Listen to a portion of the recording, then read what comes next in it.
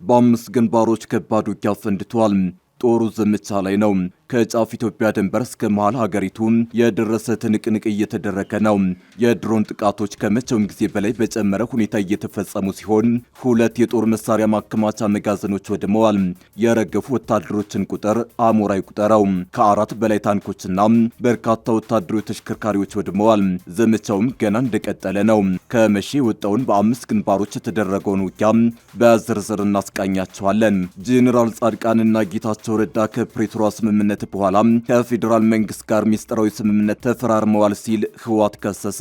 ቡድኑ ከኔ እውቅና ውጭ በሐላላኪላ የተደረገው ሚስጥራዊ ስብሰባና ስምምነት የትግራይን ጉዳይ ያበላሸ ነበር ብሏል።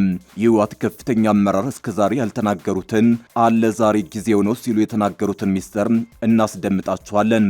በሌላ በኩል መቀሌ ዙሪያ የሰፈረውን ጦር የሚመሩት ጄኔራል ብልጽግና ሳይቀድመን መቅደም አለብን የሚል አስተያየት ሰጠዋል። ተሰሙታላችሁ። በመንግስት የጸጥታ ኃይሎች የሚፈጸሙ ጥቃቶች እንደቀጠሉ ናቸው። የሰብአዊ መብት ተቆርቋሪ ድርጅቱ ከ10 በላይ ንጹሃን በአንድ ወረዳ በመንግስት ኃይሎች ተገድለዋል ሲል አሳውቋል። በርካታ ነዋሪዎች ህይወታቸውን ለማዳን ሲሉ መኖሪያ ቤታቸውን ለቀው ለመሰደድ መገደዳቸውም ታውቋል። እንመለስበታለን። ሩሲያ በኪየቭ ባካሄደችው ድብደባ 18 ሰዎች ተገደሉ፣ በርካቶችም ቆስለዋል። በጉዳዩ ላይ በዝርዝር እናስደምጣቸዋለን። አክብሮታዊ ሰላምታችን በያላችሁበት የዓለም ዳርቻ የደረሳችሁ የተወደዳችሁ የአንድ አፍታ ሚዲያ ቤተሰቦች ከአንድ አፍታ ለአሁኑ መደመጥ አለባቸው ያልናቸውን ዜናዎች ወደ እናንተ የምናደርስበት ሰዓት ላይ ተገኝተናል። አብራችሁን ትቆዩ ዘንድ ግብዣችን ነው።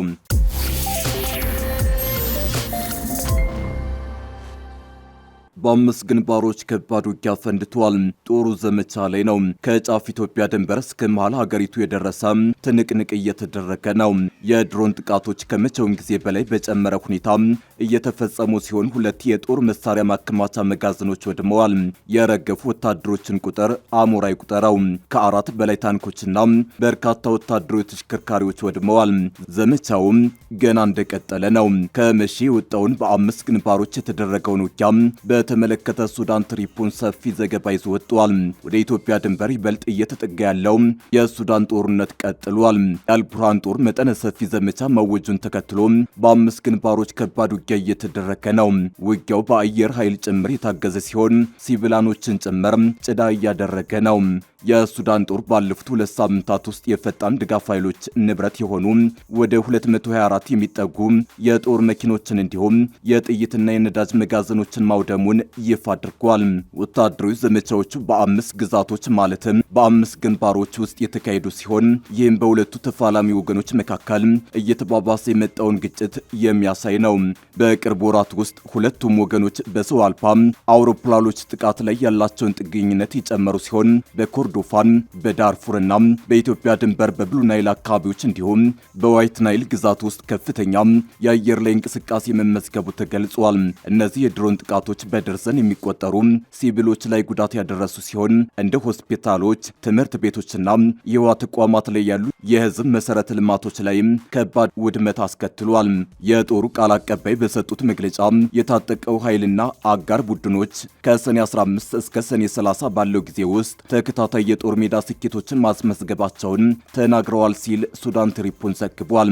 ጦሩ 224 የጦር መኪኖችን ማውደሙን፣ 36 ወታደራዊ ተሽከርካሪዎችን መማረኩን፣ አንድ ዘመናዊ ድሮን መቶ መጣሉን እንዲሁም 2 ታንኮችን፣ ወታደራዊ ቁሳቁስ የጫኑ 5 የጭነት መኪኖችንና 4 የነዳጅ ቦቴዎችን ማውደሙን ገልጿል። እንደ መግለጫው ከሆነ ወታደራዊ ዘመቻዎቹ 2 የጥይትና የጦር መሳሪያ ክምችቶችን እንዲሁም 2 የነዳጅ መጋዘኖችን ወደ ማውደም አምርተዋል። በሰሜን ዳርፉር ግንባር ጦሩ በአቡ ቃምራ አካባቢ ዘመቻ ያካሄደ ሲሆን 39 የጦር መኪኖችን በማውደም በአርኤስኤፍ ላይ የሰው ኃይል ጉዳት ያደረሰ ሲሆን ከአል ታዊሻም በስተሰሜን ደግሞ ስትራቴጂካዊ ድሮን መቶ ጥሏል። በምዕራብ ዳርፉር ግዛት በኩልቡስና በአካባቢው የተካሄደው ሌላው ወታደራዊ ዘመቻ ደግሞ 10 የጦር መኪኖችን ለማውደምና 29 ሙሉ ትጥቅ የታጠቁ መኪኖችን ለመማረክ አስችሏል። በሰሜን ኮርዶፋን እየተካሄደ ያለው የአሳና የደህንነት ማስከበር ዘመቻ 119 የጦር መኪኖችን፣ 4 የነዳጅ ቦቴዎችን፣ 5 ወታደራዊ ትጥቅ የጫኑ የጭነት መኪኖችንና 2 የነዳጅ መጋዘኖችን ማውደሙን ቃል አቀባዩ አቀባዩ ተናግረዋል። በደቡብ ኮርዶፋን የተካሄዱት ዘመቻዎች 27 የጦር መኪኖችን ያወደሙ ሲሆን በርካታ የፈጣን ድጋፍ ኃይሎች ተዋጊዎችን መግደላቸውን መግለጫው አክሎ አመላክቷል። በተመሳሳይ በኢትዮጵያ ድንበር በብሉ ናይል ግንባር ጦሩ ከባድ ውጊያ ካደረገ በኋላ የሰርካምና ማቅጃ አካባቢዎችን መቆጣጠሩን አስታውቋል። በዚህም 29 የጦር መኪኖችንና 2 ታንኮችን ያወደመ ሲሆን 7 ሌሎች መኪኖችን ማርኳል። እንዲሁም በአል ዳማዚን 2 የጥይትና መሳሪያ መጋዘኖችን አውድሟል። የጦሩ ቃል አቀባይ ሰራዊቱ መላውን ሀገር እስኪጠብቅና በመላው ሱዳን መረጋጋት እስኪመለስ ድረስ ዘመቻዎቹ እንደሚቀጥሉ አጽንኦት ሰጥተዋል በማለት ዘገባው ጠቁሟል።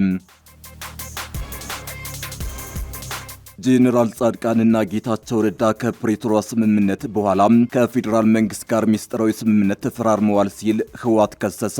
ቡድኑ ከኔ እውቅና ውጭ በሐላላ ኬላ የተደረገው ሚስጥራዊ ስብሰባና ስምምነት የትግራይን ጉዳይ ያበላሸ ነበር ብሏል። የህወሓት ከፍተኛ አመራር እስከዛሬ ያልተናገሩትን አለ ዛሬ ጊዜው ነው ሲሉ የተናገሩት ሚስጥር እያነጋገረ ነው። በሌላ በኩል መቀሌ ዙሪያ የሰፈረውን ጦር የሚመሩት ጄኔራል ብልጽግና ሳይቀድመን መቅደም አለብን የሚል አስተያየት ሰጠዋል። ከመቀሌ ህወሓት ፖለቲካዊና ወታደራዊ አመራሮች ዘመቻ በሚመስል መልክ የሚሰጧቸው አስተያየቶች እንደቀጠሉ ናቸው።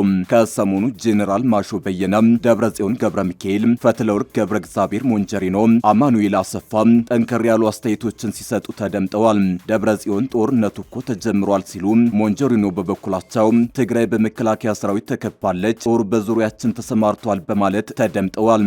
የቡድኑ ምክትል ሊቀመንበር የሆኑት አቶ አማኑኤል አሰፋ ደግሞ ኢትዮጵያ እንደ ዩጎዝላቪያ ተበታትናለች ከሚለው ንግግራቸው አስከትለው እስካሁን ያልሰማችሁትን ሚስጥር ልንገራችሁ ሲሉ በነ ጄኔራል ጻድቃንና ብልጽግና መሃል ተፈርሟል ስላሉት ሚስጥራዊ ስምምነት ለመጀመሪያ ጊዜ ተናግረዋል። አቶ አማኑኤል ጊዜው አሁን ነው ብለው ስለ ሐላላ ኬላ ሚስጥር ሆኖ ቆይቷል ያሉትን መረጃ አጋርተዋል። አመራሩ ጊዜው አሁን ነው ብለው ያወጡት መረጃ በሐላላ ኬላ ብዙ ያልተነገረ ሚስጥር እንደነበረና በትግራይ ከዚያ በኋላ ብዙ ነገሮች መበላሸታቸውን ይናገራሉ።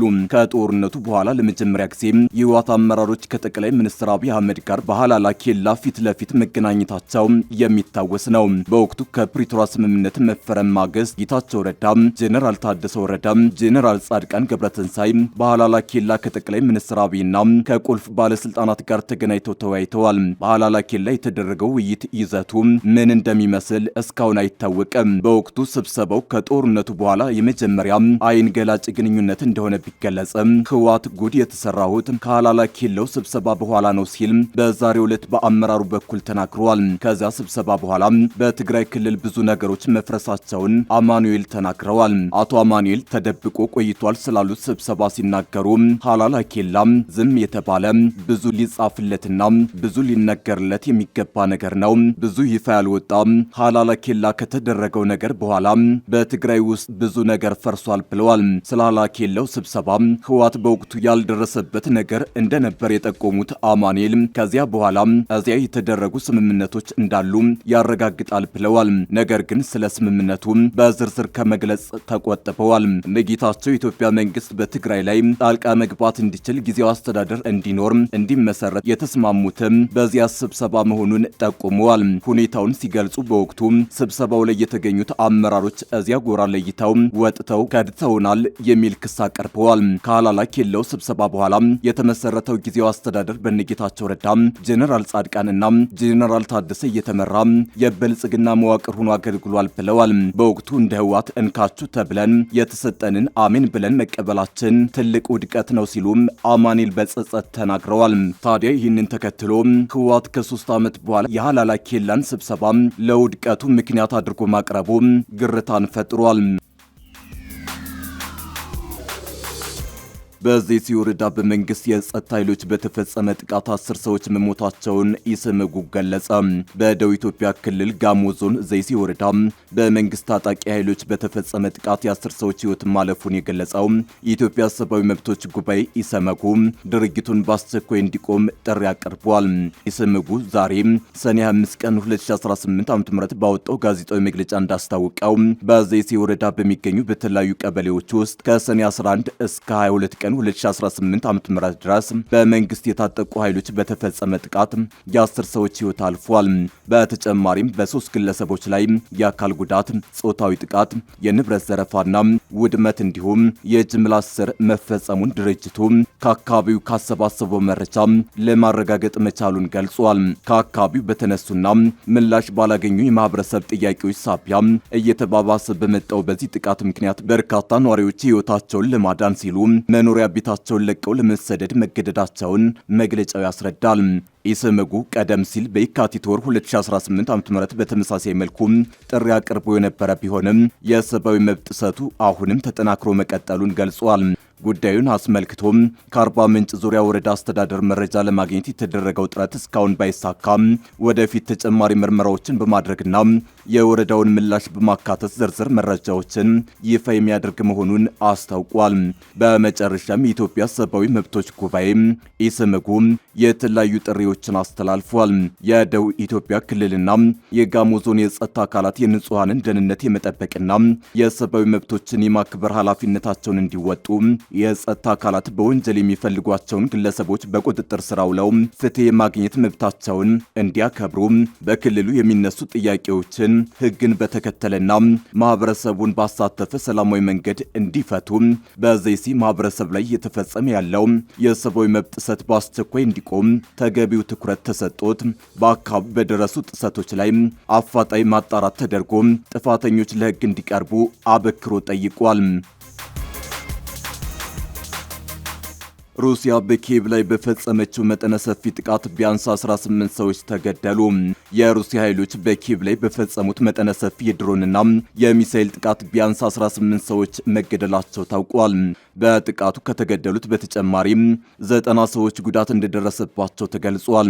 የጥቃቱ ሰለባ ከሆኑት መካከል አብዛኞቹ ሕፃናት እንደሆኑ የኪየቭ የጦር አስተዳደር ኃላፊ ታይሙር ተናግረዋል። በርካታ ነዋሪዎችም ተፈናቅለዋል። ጥቃቱ ከ11 ሰዓታት በላይ እንደዘለቀ የተነገረ ሲሆን በኪየቭ የሚገኘው የቢቢሲ ቡድን ረቡዕ ምሽት ከባድ ፍንዳታዎችን መስማቱን ተናግሯል። የከተማዋ ከንቲባ ቫታሊ ጥቃቱን በዩክሬን መዲና ላይ የተፈጸመ እጅግ ከባድ ጥቃት ያሉ ሲሆን አርብ ዕለት የሐዘን ቀን እንዲሆን አውጀዋል። በጥቃቱ ከተመቱ ስፍራዎች መካከል የአምቡላንስ ጣቢያ እንደሚገኝበትም ከንቲባው ገልጸዋል። ዩክሬን የሰላማዊ ሰዎች መኖሪያን ኢላማ በማድረግ ሩሲያን ከሳለች። ሞስኮ በበኩሏ በሩሲያ የሲቪል መሰረተ ልማት ላይ ለተፈጸመው ጥቃት አጸፋ የጦር መሳሪያ ማምረቻ ነው ባለችው ላይ እርምጃ መውሰዷን ገልጻለች። የክሬምሊን ቃል አቀባይ ዲሚትሪን ፔስኮቭ ሐሙስ ዕለት ሩሲያ ያስቀመጠችውን ግብ ለማሳካት በኪየቭ መንግስት ላይ የምታደርገውን ጫና እንደምትጨምር ለጋዜጠኞች ተናግረዋል። የዩክሬን አየር ኃይል እንዳለው ሩሲያ በረቡዕ ምሽቱ ጥቃት 74 ሚሳኤሎችንና 496 ድሮኖችን አስወንጭፋለች። ሆኖም አብዛኞቹ በሀገሪቷ የአየር ጥቃት መከላከያ መክሸፋቸውንና 25 ባለስቲክ ሚሳኤሎችንና 12 ድሮኖች ብቻ በ33 ቦታዎች ላይ ጥቃት መፈጸማቸውን አየር ኃይሉ ገልጿል።